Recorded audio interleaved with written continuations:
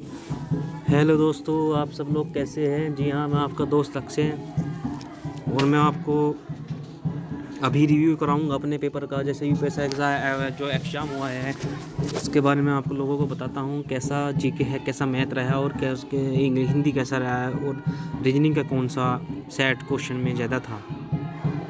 जी हाँ, सबसे पहले मैं जीके का रिव्यू करता हूँ। जीके में मेरे जो 40 क्वेश्चन थे उसमें सबसे पहले मैं पॉलिटी की बात करूँ तो पॉलिटी में जो क्वेश्चन थे सीधे सीधे अनुच्छेद पूछ रखे हैं, बट जो उच्चतम न्यायालय और हाई कोर्ट के बारे में जो संशोधन हुए हैं उनसे मेरे सेट में 2 क्वेश्चन थे। जी हाँ, मैं आप लोगों के साथ जो रिव्यू शेयर करूँ तो मैंने 14 तारीख में भी शिफ्टों में देखा कि उच्च न्यायालय से जो क्वेश्चन है संशोधन पे आ रही है, या उनकी जैसे अनुच्छेद 124 में नियुक्ति के अनुसार 143 में राष्ट्रपति सलाह लेने के लिए, अनुच्छेद 132 127 तदर्थ न्यायालय होना, अभिलेख न्यायालय होना, इस प्रकार के जो क्विज़ से मैंने देखे हैं। जी हाँ, उच्चतम न्यायालय से 1-2 क्वेश्चन पर सेट में देखा है मैंने। तो ये बहुत ही बताऊँ तो उच्चतम न्यायालय के थोड़े जो संशोधन है उसमें मेरे को थोड़े कन्फ्यूजन कर देते हैं। तो मैं करके सभी लोगों से रिक्वेस्ट करता हूँ कि आप उस पोर्शन को अच्छे से पढ़ें। और डायरेक्ट ही क्वेश्चन आ रहा है। अभी तक मेरी शिफ्ट में सिर्फ एक मिला मेरे को, जिसमें आंसर ए बी वाला जो होता है वो वाला तर्क पे था, जो उसका पॉलिटी का ही था, वो राष्ट्रीय मानव अधिकार संरक्षण पे था। कुछ ऐसे क्वेश्चन मेरे सेट में। कुल मिला के मेरा जीके रिव्यू तो सही रहा। उसके बाद और मेरा जीके का सेक्शन शायद मेरा पढ़ा हुआ ही बताऊँ तो, बस मैं अपनी प्रिपरेशन के अकॉर्डिंग बताऊँ तो मेरा जीके का सेक्शन भी अच्छा हो गया। मुझको उम्मीद भी नहीं थी इतनी, पर पॉलिटी तो मैंने पढ़ रखा था, पर मेरे को मूल विधि में रिवाइजेशन का टाइम नहीं मिल पाया था क्योंकि मेरी थोड़ी तबीयत ख़राब हो गई थी। डेंगू के लक्षण की वजह से मैं थोड़ा 15 दिन बीमार रहा, पर फिर भी मेरा जीके का सेक्शन तो अच्छा निकलेगा। अब उसके बाद मैं बताता हूँ आपको हिंदी का रिव्यू। हिंदी मैंने अच्छे से पढ़ रहा था, पर उसके बाद मेरा हिंदी साहित्य रह गया था। साहित्य से मेरे सेट में 6 क्वेश्चन थे, मेरे लगभग 4 या 5 क्वेश्चन फिर भी सेट हो गई, सही हो गई। और सबसे ज़्यादा बात करूँ हिंदी में, एक पैराग्राफ आया 3 क्वेश्चन के लिए, तुलसीदास जी पे था। और उसके बाद मैं बात करूँ आप लोगों से ज़्यादा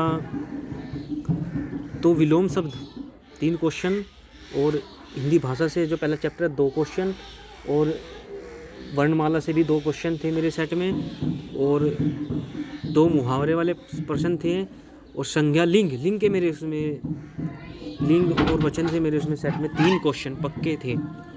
और ये कुंडलियों के ये पूछा था कि कुंडलियों में कितने दोहे और कितने चरणों से दोहे और उससे मिलकर बना होता है। तो 2-4 था सेट में, और ये ऑप्शन सही था। 6 था इसमें, 2 और 4 से मिलकर बनता हुआ। तो उसके बाद कुल मिला के बात करें तो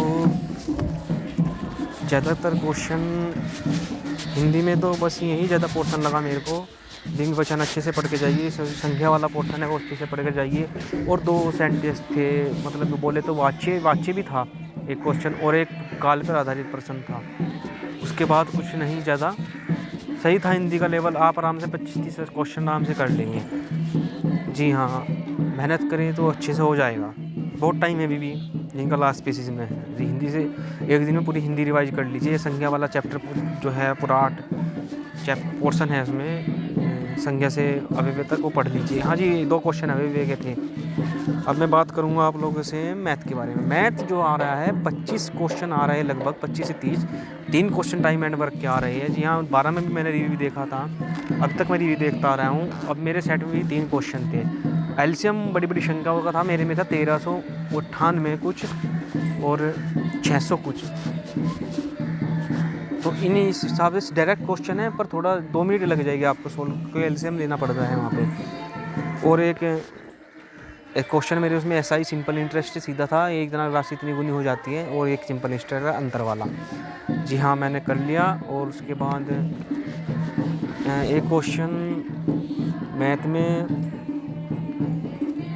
5 क्वेश्चन डीआई के थे, और एक क्वेश्चन एक्स की वैल्यू निकालनी थी वहाँ पे, और एक क्वेश्चन बताऊँ तो मैं आपको सिंप्लीफिकेशन पे था।